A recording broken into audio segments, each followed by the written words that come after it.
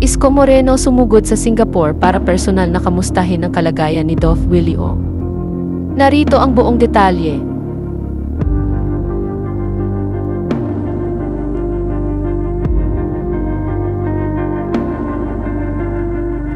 Sa isang social media post, ibinahagi ni Isko Moreno na sinadya niya umano pumunta ng Singapore para personal na dalawin ng kanyang partner na si Dove Willie Ong. Kasalukuyang nasa Singapore si Dove Willie at doon naka-confine sa isang kilalang hospital para doon magpagaling sa sakit na sarcoma cancer. Nagkita kami ni Dove Willie Ong here sa Singapore. Mahina pa siya at marami pang chemo sessions ang gagawin sa kanya. His message to all his followers and those who believed in him. Mahal daw niya ang mga kababayan nating Pilipino at hanggat malakas siya, hindi daw siya titigil ng tulong sa taong bayan at sa bansa hanggang sa dulo.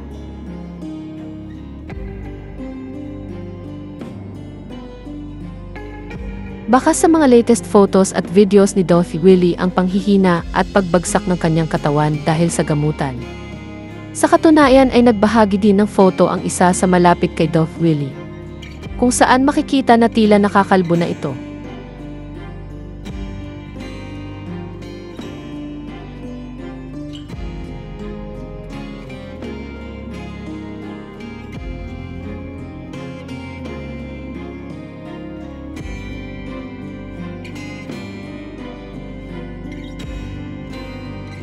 Ayon sa inaanak ni Dove Willie ay nagpapahiwatig na umano ito at nagpapaalam na sa mga mahal sa buhay kung sakaling hindi ito magtagumpay laban sa cancer.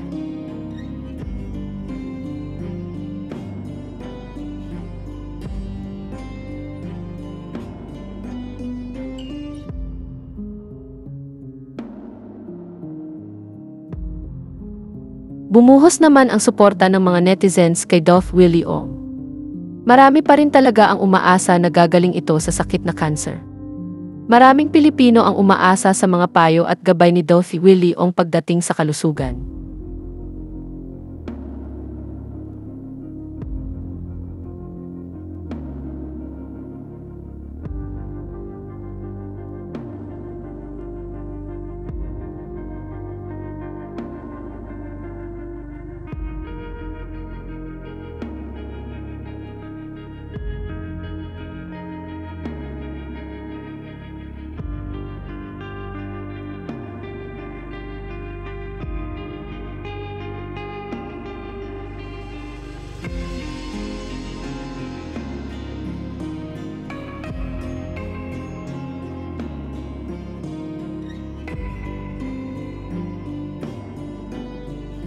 Sa akin, hindi ko nakikita as kalaban yung cancer. Pwede siya maging blessing eh. So bakit ang God's will? Magkasakit sandali, malabanan. Yung mga may cancer patients, sabi ko sa doktor ko, ba't lumalakas ako? Sabi niya, isa lang yan.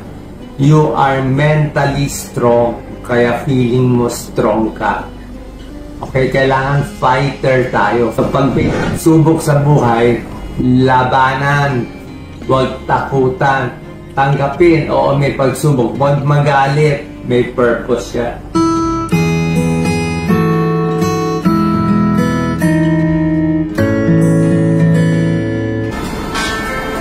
Good morning! Day 3 of chemo. Okay naman. Mahirap na masarap.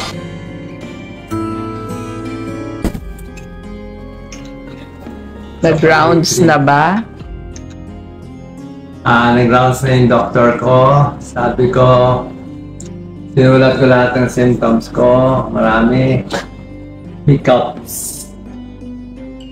Marami. Pag malala, may gamutan. Pero pag hindi mawala naman. Dizziness. Hilo buong araw. Kulang yung dami ng dugo ko sa loob ng blood vessel, mababa protein ko, saka merong bukol na kalaban. Hoarseness, actually may boses pa ako ngayon. Ganun daw talaga. Hingal. May hingal. May tubig ako dito. Sa kanan, pleural effusion, tubig sa baga. Pero pag konti lang, Kaya lang, hindi na gagalawin. Maganda naman din ako. Manas, nababawasan na. Meron akong albumin and Lasix, pampakuha ng volume sa labas, pampaihit. Panlaban sa bukol, tuloy-tuloy na yung chemotherapy ko. Doxorubicin, cisplatin, at pag wala daw akong blood clot sa paa ko, bibigyan ako ng Avastin. Yung Avastin, kasi ang bukol na masamang bukol pala ginagawa ng mga masasamang bukol sa mga ibang pasyente. Kinukuha niya ang dugo natin. Itong mga masasamang bukol, parang mga alien yan. Para silang mga alien, kumukuha sila ng sariling blood supply. Kinukuha nila yung blood supply natin, dadalhin nila sa bukol para lumaki. So, binubusog nila sarili nila para silang bulate, para silang alien. So, gagawin ng Avastin, papaliitin ang daanan. Papaliitin ang daanan ng blood vessels nila. Ibig sabihin, gugutumin yung blood supply nila. So, magbibigay sa atin kung wala akong blood clot. So, check mo na kasi may manasak. Anyway, those just our medical updates. Pero number one sa tingin ko is tanggapin yung sakit, alamin yung sakit, okay nga, cancer nga siya. Pero sa akin, hindi ko nakikita as kalaban yung cancer. Yung sakit, kalaban mo, lumaki, tapos doon dumating, tingin ko may purpose lahat ng bagay. Bakit nagka-cancer? May purpose. Ngayon, alam ko na bakit purpose. Pwede siya maging blessing. Sabi mo, Doc, anong pinagsasabi mo? Cancer, blessing. Pwede maging blessing. Naayos ang pamilya, naging super close sa anak, sa mga kapatid, sa mga pamangkin. Yung ganitong napakabilis na pagbanding ng relationship namin, forgiveness, love, compassion, hindi makukuha lahat yan kundi ako nagkasakit. So baka yan lang ang God's will, magkasakit sandali, malabanan, at pagbalik natin sa normal, bahala na, mabuhay, hindi mabuhay, at least naayos ko na yung mga relationship sa Pilipinas, sa kamag-anak. Who knows, baka may chance ma-inspire ko pa yung mga may cancer patient. Sabi ko sa doktor ko, ba't lumalakas ako? Sabi niya, isa lang yan. You are mentally strong, kaya feeling mo strong ka. Okay, kailangan fighter tayo. Fighter to. May kalaban tayo. Kaya sabi nga niya sa akin this person who is a doctor is a fighter. He will get well. Kapag may pagsubok sa buhay, labanan, huwag takutan, tanggapin, oo may pagsubok, huwag magalit, may purpose siya. Sa akin nga may sakit nga pero ang dami naman nagbibigay sa'yo, ang dami nag-aalaga.